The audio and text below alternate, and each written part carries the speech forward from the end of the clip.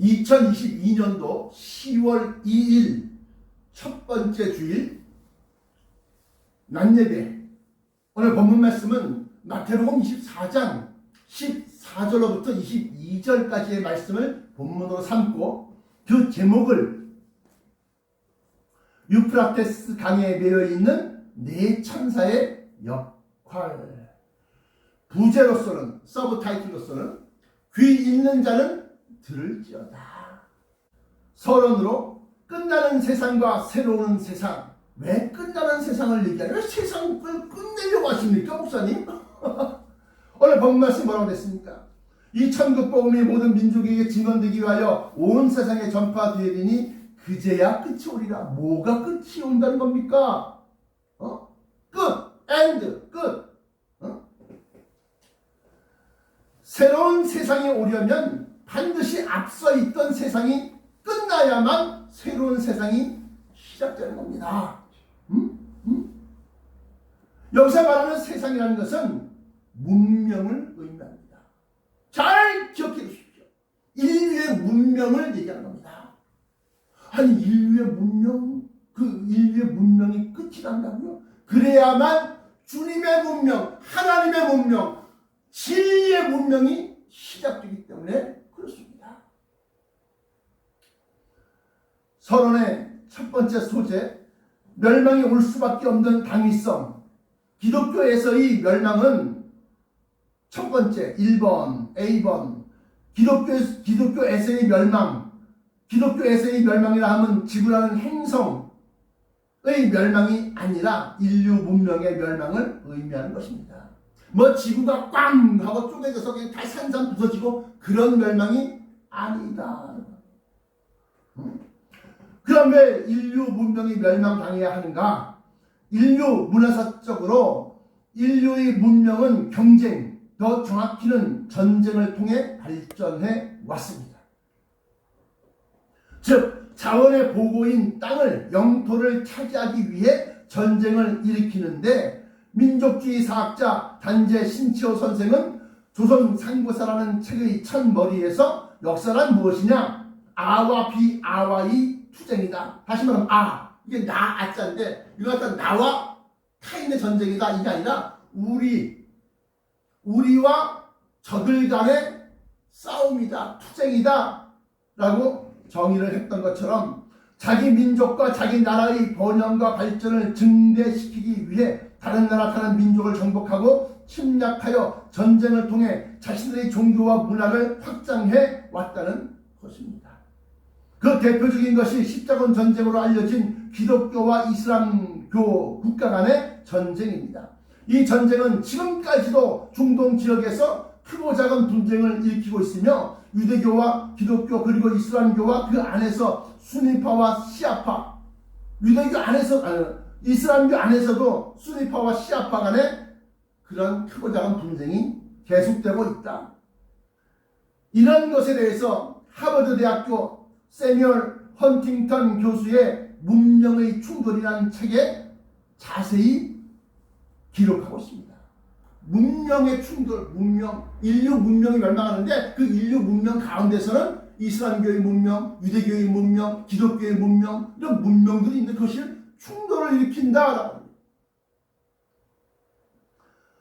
두 번째, 멸망이 올 수밖에 없는 당위성의 두 번째, 사라지는 이데올로기와 다시 움트는 민족주의 갈등. 이제 공산주의와 민주주의 간의 이념 전쟁, 이데올로기는 시들해졌으나, 왜? 공산주의는 잘 끝났어.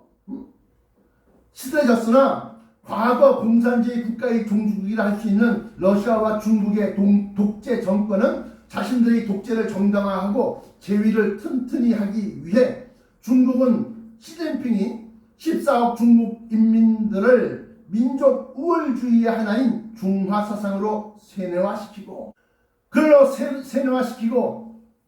과거 서방에 뺏겼던 마카오와 포르투갈에 뺏겼습니다. 또 홍콩과 영국에게 뺏겼습니다. 마카오와 홍콩에 이어 마지막으로 대만을 정복하여 하나의 중국을 이루려 하고 있으며, 러시아는 블라디미르 푸틴이 과거 옛 소련의 영광과 하나된 슬라브 민족의 결속을 통해 나토의 북대서양 조약기구인 나토의 확장을 서쪽으로 자꾸 잡고 왜? 동쪽으로 자꾸 진출하는 거예요. 서쪽으로는 바다니까 동쪽으로 진출하는 겁니다. 동쪽으로. 그걸 막으려고 2022년도 9월 현재 동유럽에서 러시아와 우크라이나 간의 전쟁이 계속되고 있습니다. 과거 세계 2차 대전도 이런 민족 우월주의를 바탕으로 일어난 전쟁입니다. 독일의 아돌프 히틀러는 옥중 서신에서 나의 투쟁이라는 책에서 자신의 투쟁은 게르만 민족의 우월성을 위해 싸운다고 그렇게 기술하였고, 또한 독일에 이어 이탈리아의 무솔리니는 과거 옛 로마의 영광을 재현하려는 목적으로 전 세계를 지배했던 로마 제국의 영광을 갖다 재현하려고 무솔리니가, 또 일본의 도조 히데키는 군국주의의 산물인 천황폐하의 신하로서 충성을 다해 식민지 확장 정책을 일으켰던 겁니다. 이런 전쟁은 사람 마음속에 믿고 있는 사상과 이념이 서로 다르기 때문에 문화 충돌, 문명 충돌, 그런 사상과 이념이 서로 다르기 때문이며, 그 사상과 이념은 종교적인 신념에서 가장 크게 영향을 받는다는 것입니다. 인류가 멸망할 수밖에 없는 당위성 세 번째, 자원과 기술과 자본의 전쟁. 위에서 언급한 인류 문명은 전쟁을 통해서 발전해 왔으며, 그 이유와 원인에 대해서 첫째, 종교적 전쟁, 둘째, 민족 우월주의 전쟁, 셋째, 이념적 전쟁, 그리고 마지막 넷째가 바로 패권 전쟁인데, 그 패권이란 세계를 누가 좌지우지하느냐 하는 것으로 흔히들 G2라고 불리는 미국과 중국이 자본과 기술 전쟁이 시작된 것입니다. 1996년 중국이 평균 관세율을 23%나 낮췄어요. 중국이 WTO에 가입하려고 하면 먼저 자기네 나라에 들어오는 서방 세계의 상품의 관세를 갖다가 평균 23%를 낮췄어요. 그리고 난 다음에 그렇게 계속해서 14억 중국 시장을 개방한 결과 미국이 딱 보니까 14억 명이야. 어마어마한 시장이야. 아니, 인구로 따지면 세계에서 제일 큰 시장이 바로 중국 시장이야. 그러니까 저기 들어가서 코카콜라 팔아먹고, 저기 들어가서 맥도날드 팔아먹고, 저기 들어가서 미국의 상품 팔아먹으면 돈 벌겠다, 이거 계산이 나온 거지. 그래갖고 결국 2001년 미국이 중국을 세계무역기구인 WTO에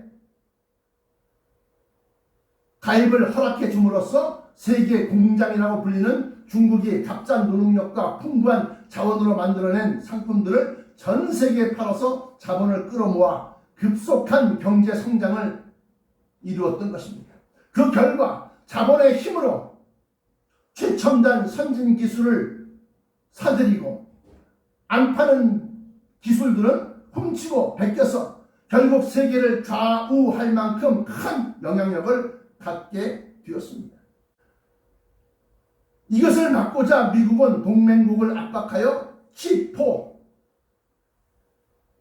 한국, 미국, 일본, 타이완 이 네 나라를 통해서 반도체 기술의 유출을 막고 쿼드, 미국, 인도, 호주, 일본 이 네 개의 동맹을 맺어서 중국의 남진 정책을 막고 있으며, 이것이 첨예하게 충돌하고 있는 지점이 바로 남중국해의 타이완입니다.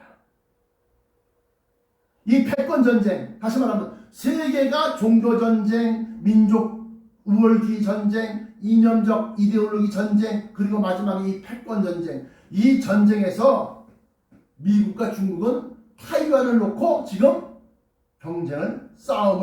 전쟁을 벌이려고 하고 있다라고 합니다. 참고적으로 이 타이완이라는 섬은 국공 내전, 다시 말하면 국민당과 공산당 국공 내전에 패한 장개석 총통이 남은 패전병과 국민들을 이끌고 들어온 섬이 바로 타이완 섬입니다. 이 타이완은 하나의 중국을 만들기 위한 마지막 남은 섬이며, 이 타이완에는 첨단 반도체 기업인 TSMC가 있기 때문에 중국의 시진핑으로서는 하나의 중국이라는 통일 대업으로나 미국을 대적할 최첨단 기술력의 확보로나 결코 포기할 수 없는 섬입니다. 유프라테스 강에 매여있는 네 천사의 역할이라는 말씀의 본론, 왜 유프라테스 강이며 왜 네 명의 천사들인가? 이건 계시록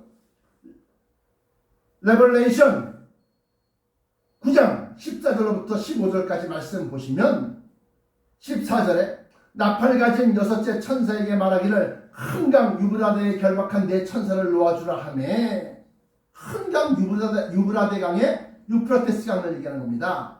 결박한 네 천사를 놓아주라 하매 이렇게 하고 있습니다. 왜 유프라테스 강인가? 인류 문명의 4대 발생지가 있습니다. 인류 문명, 아까 문명의 충돌 또는 인류 문명이 멸망하는 것이 곧 끝이다, 세상의 끝이다 라고 얘기했습니다. 인류 문명의 발상지 4개, 첫째 메소포타미아 문명, 둘째 이집트 문명, 셋째 인더스 문명, 넷째 황허 문명. 이 4개의 문명지는 모두 큰 강을 끼고 발생했는데, 메소포타미아 문명은 유프라테스 강과 티그리스 강을 갖다가 끼고서 문명이 시작됐습니다. 또 이집트 문명은 나일강을 끼고서, 인더스 문명은 겐지스 강을 끼고서 발전했고, 황허 문명은 황하강을 끼고서 발전했습니다. 그 4개의 문명 가운데서 그중 제일 먼저 인류 문명이 발생한 지역이 바로 메소포타미아 문명입니다. 이 메소포타미아 문명은 현재 이라크를 중심으로 시리아, 터키, 쿠웨이트, 이란 일부를 포함하는 영역으로 그 시작 연대가 기원전 40세기, 다시 말하면 BC, 비포 크라이스트, 주님 모시기 전에 4000년부터 시작된 수메르 문명을 시작으로 성경상 바빌로니아와 아수르라는 나라를 뒤로 이어가면서 발전해 봅니다. 인류 문명의 시작점인 유프라테스 강의 멸망을 위한 네 천사가 매여 있다는 것입니다. 앞서 설명한 바 멸망이라고 할 때 멸망은 인류 문명의 멸망을 의미하며, 그것은 인류 문명의 변천사는 전쟁을 통해 진화되어 왔고 그 끝 역시 전쟁을 통해 멸망당할 것입니다. 인류 문명을 끝내는 전쟁은 과거 TNT를 사용했던 재래식 무기가 아니라 이른바 핵전쟁을 의미하는데, 그 핵전쟁의 모습을 설명한 것이 요엘서 2장 3절부터 11절에 보면 여호와의 크고 두려운 날이 나오는데, 그때 GPS 항법 장치로 지형 지물을 갖다가 피해 다녀. 뭔가 미사일이 계곡 사이로 왜 낮게 나르면서 레이더에 발견되지 않게 하려고. 왜? 적의 레이더에 발견되면 요격 미사일은 막 쏠 거 아닙니까? 자기네 나라의 영토 안에 들어오기 전까지 막 쏠 거 아닙니까? 그러니까 요 토마호크 미사일이라든지 이런 미사일이 가서 막 피해가는 거예요. 그게 요엘서 2장 3절부터 11절에 기록되어져 있다는 거예요. 뿐만 아니라 다니엘서 11장 31절과 또 다니엘서 12장 11절에는 멸망시키는 미운 물건이 핵미사일이라는 것을 입증하고 있는데, 그 성경 구절은 오늘 본문 말씀이었던 마태복음 24장 15절부터 22절에 이는 그때 큰 환란이 있겠습니다. 근데 그 큰 환란은 뭐요? 모든 육체가 살아남지 못할 환란이요. 그 환란에서 피하는 방법을 갖다가 얘기하고 있다는 겁니다. 누가복음 21장에도 마찬가지고 마태복음 24장에도 마찬가지고, 그때 유대에 있는 자들은 산으로 도망할지어다. 그러면서 그때 유대에 있는 자들은 산으로 도망할지어다. 17절 지붕에 있는 자는 집안에 있는 물건을 가지러 내려가지 말며 18절 밭에 있는 자는 겉옷을 가지고 뒤로 돌이키지 말지어다. 19절 그날에는 아이벤 자들과 젖먹이는 자들에게 화가 있으리로다. 왜? 방사능에 가장 취약한 것이 임산부 또는 태아들입니다. 그 다음에 20절에 너희의 도망하는 일이 겨울에는 안식이 되지 않도록 기도하라. 이는 그때 큰 혼란이 있겠습니다.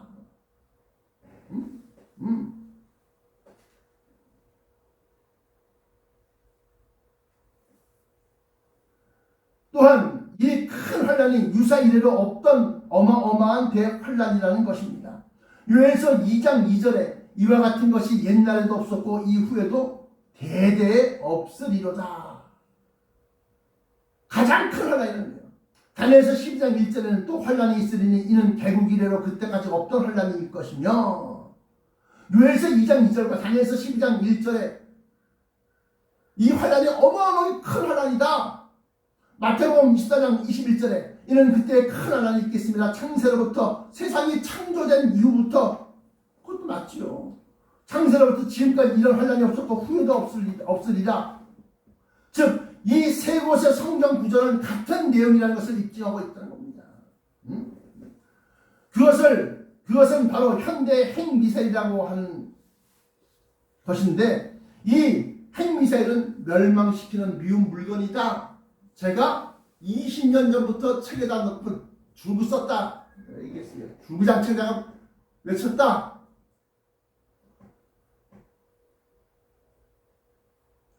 이 멸망시키는 핵미사일이 데살로니가전서 5장 3절에 그들이 평안하다 안전하다 할 그때 임신한 여자에게 해산의 고통이 이름과 같이 멸망이 갑자기 호련히 그들에게 이르리니 결단코 피하지 못하리다. 갑자기 순식간에 일어난다는 겁니다. 그래서 유프라테스 있는 강에 매여있는 묶여있는 천사를 갖다 놓아주니까 그들이 나가는 거예요. 그래서 왜 4명의 천사들인가? 이제 본론의 중심 두 번째입니다. 현재 지구상 4곳의 핵전쟁 발발 위험 지역이 있습니다. 그곳은 첫째, 중동 지역입니다. 누가복음 21장 20절에 너희가 예루살렘이 군대들에게 에워싸이는 것을 보거든 그 멸망이 가까운 줄을 알라. 그 멸망은 어떤 멸망이요? 예수님이 말씀하신 멸망이요. 그 멸망은 어떤 멸망이요? 다니엘이 12장 11절에 말씀하신 그 멸망케 할 미운 물건, 그 멸망이요. 즉 중동 지역의 정세가 불안해지고 그 중심에 이스라엘이 개입되어 있음을 짐작할 수 있습니다. 첫 번째가 어느 지역? 핵전쟁 발발 위험 지역. 첫 번째 어디? 중동 지역이다. 그 유프라테스. 둘째, 극동 지역이다. 극동. 동쪽의 맨 끝이야. 끝. 다시 말하면 한반도, 북한과 남한이 두 번째 장소입니다. 셋째는 동유럽 지역입니다. 현재 우크라이나와 러시아의 핵전쟁 위기입니다.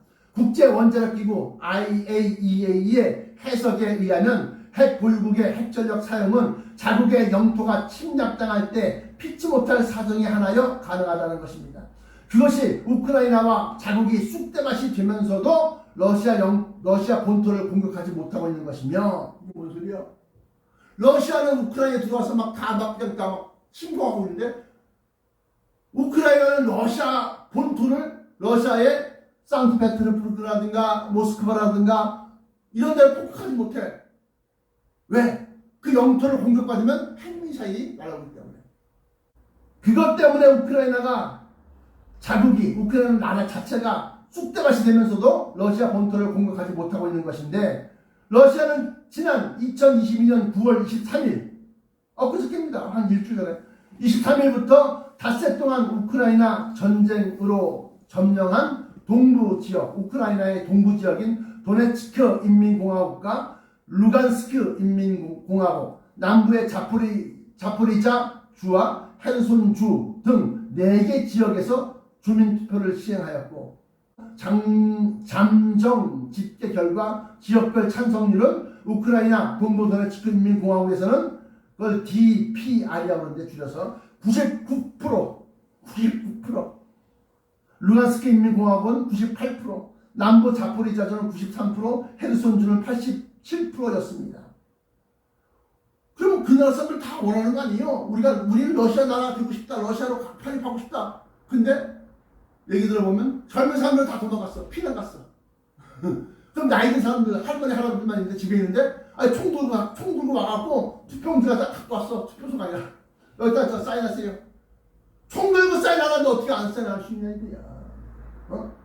우크라이나 영토의 약 15%에 해당하는 영토로서 유엔은 이 영토 병합이 인정할 수 없다고 발표했으며, 또 미국도 나토도 심지어 우리나라까지 오늘 발표된 겁니다.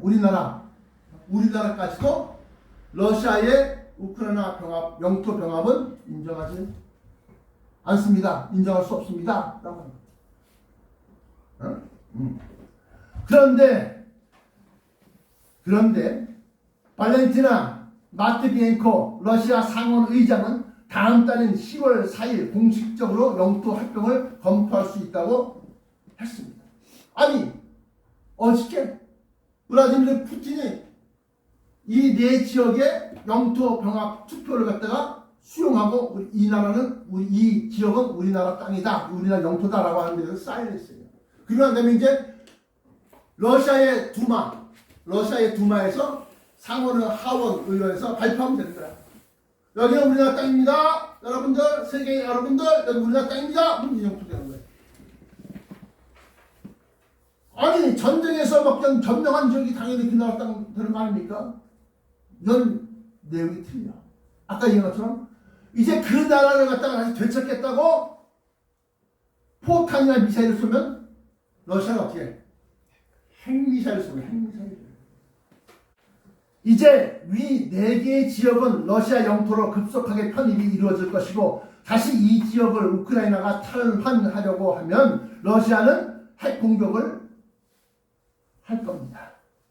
마지막으로 이 넷째 지역인 남중국해가 있는데, 러시아가 무슨 얘기한 거예요?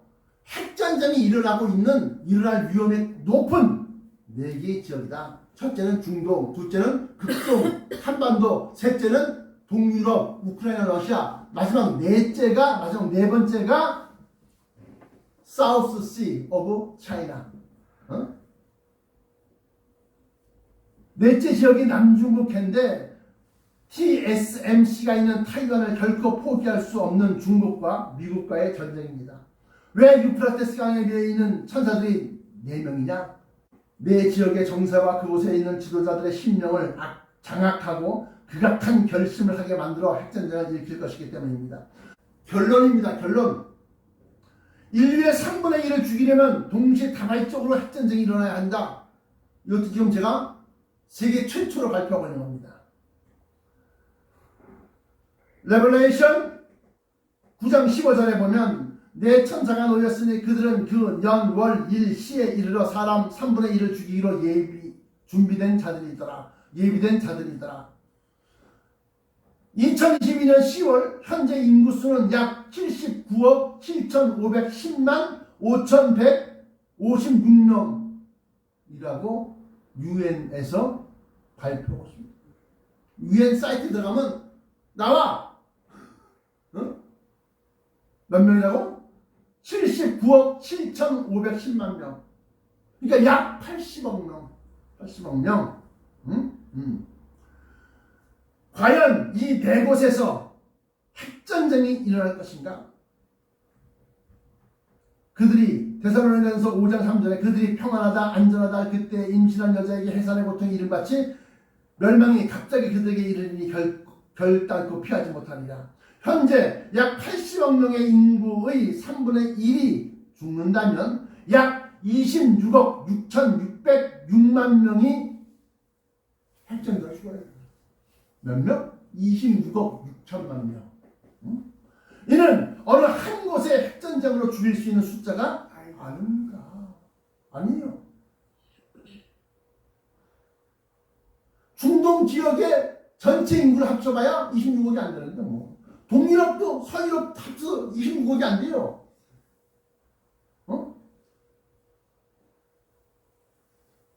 남중국해는 될 수 있어. 왜?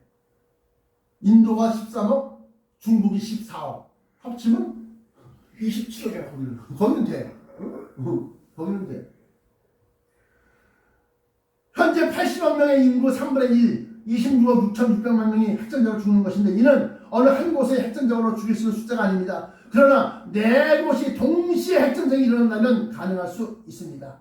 이스라엘을 포함한 중동과 나토가 개입된 서유럽, 나토가 개입된 18개 나토 국가에 개입된 동유럽, 우크라이나와 러시아, 또 일본을 포함한 한반도와 타이완을 놓고 벌이는 미국과 중국이 동시에 핵전쟁을 일으키면 가능해요.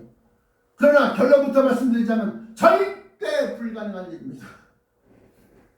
아니 어느 한 곳에서도 핵전쟁이 일어나기가 극히 어려운 상태인데 네 군데에서 동시에 핵전쟁이 일어난다? 푸틴과 시진핑과 조 바이든과 김정은이 미쳤다고 해도 불가능한 일입니다. 그러나 말입니다. 그러나 말입니다. 네 명의 천사가 네 지역으로 날아갔다고 했습니다. 핵전쟁 이후의 모습을 설명하고 있는 예언을 어떻게 받아들여야 할까? 핵전쟁이 일어났어. 그리고 벌써 일어났다는 겁니다. 어디 있어? 성경에서. 그리고 그 이후에 그 상황을 설명하고 있는 이 성경 예언은 어떻게 너희가 설명할 것이냐는 겁니다. 요엘서 2장 20절에 보시면 상한 냄새가 일어나고 악취가 오르리니 이는 큰 일을 행하였음이니라 하시리라.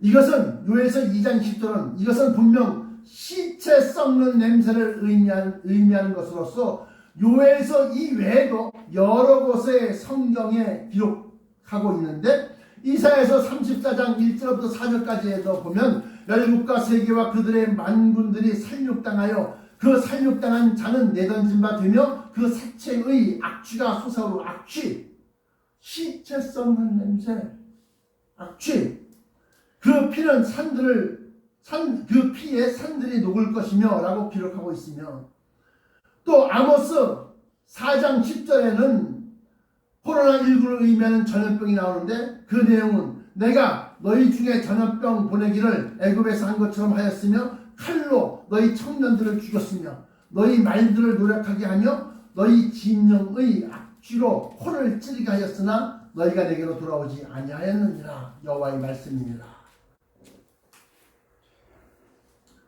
악한 자들은 핵전쟁 이후에도 회개하지 않고 우상을 섬긴다고 계시록 9장 20절부터 21절에 기록하고 있습니다.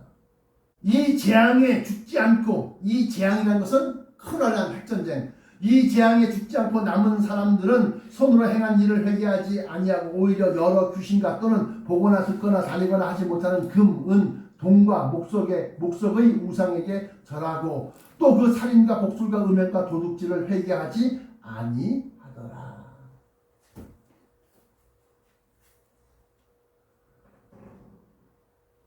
다시 전염병으로 돌아가서 전염병을 언급하자면 세계보건기구 WHO의 9월 25일 발표에 따르면 전세계 감염자 수는 6억 1,300만 명에 이르고 사망자 수는 6,518만 749명이라는 겁니다. 누가? 죽은 자가. 죽은 사람이 658만 749명이라는 겁니다. 그런데 한참 코로나19로 코비드-19으로 사람이 죽어나갈 때 그 시체를 묵을 묘지가 없어서 시신을 불태우거나 또는 겐지스강 같은 데에 버렸어요. 시신을 유기했던 사실을 비추어 볼 때 만약 26억 6천만 명이 죽는 핵전쟁 때에는 길바닥에 썩어가는 시체가 돌멩이처럼 널려 있을 것입니다. 이게 무슨 소리요? 악취가 코를 찐다는 거예요. 여기저기에서가 죽은 나쁜 생각이 그냥 허다하게 보인다는 거예요. 응? 근데 나는 내 눈에는 그게 안 보인다. 여러분 눈에도 안 보여야 된다. 왜 안 보이냐? 눈이 멀어서?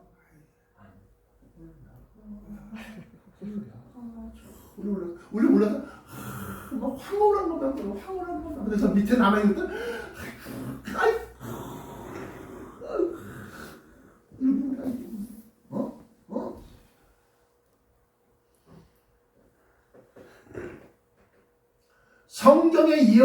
우리 인간의 상식과 과학적 사고를 넘어서 역사적으로 불가능한 일이 일어난 것을 그 이전에 미리 기록하고 있었다는 것입니다. 일례로 예수 그리스도의 동정녀 탄생, 또 그의 죽음에서의 부활과 승천이 바로 그것입니다. 이사야서에 보면 처녀가 아들을 낳으리니 그 이름을 임마누엘이라 하리라 하면서 처녀가, 동정녀가 애를 낳는다는 겁니다.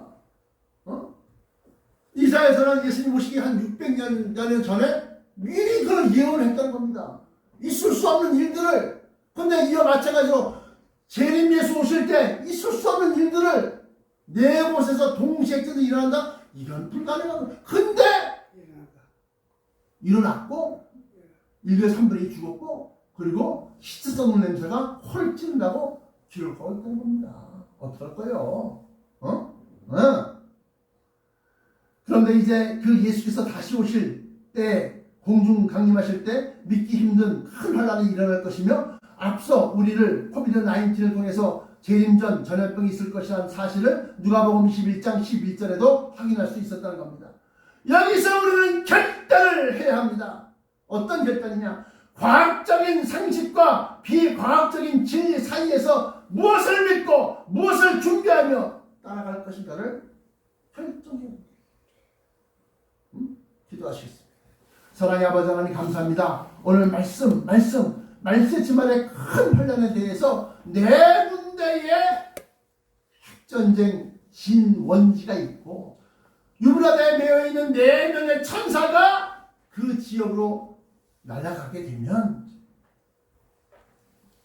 큰 환란, 늘 현대적인 용어로 핵전쟁이 발발할 것이며 그때 죽은 자들이 26억 6천만 명이 넘는 자들이 죽을 것이고 그로 말미암아서 세계 곳곳에서 악취가 솟아오르며 진동할 것이라고 그렇게 기록하고 있는 이 말씀을 통해서 우리가 과학적인 상식적으로 이해되지 않는 것을 우리가 믿어야 하느냐? 비과학적이지만 진짜 그 일이 동정녀 탄생과 죽은 지 사흘 만에 부활하시고 승천하신 그 일들이 일어난 그 비과학적인 진리를 믿을 것인가? 오늘 이 말씀을 듣고 사랑하는 성도 모든 분들과 또 주의 종들이 결단을 내려서 천국의 소망을 두는 그러한 자들 되게 하여 주옵소서. 나사렛 예수 그리스도 이름으로 간절하게 기도합니다.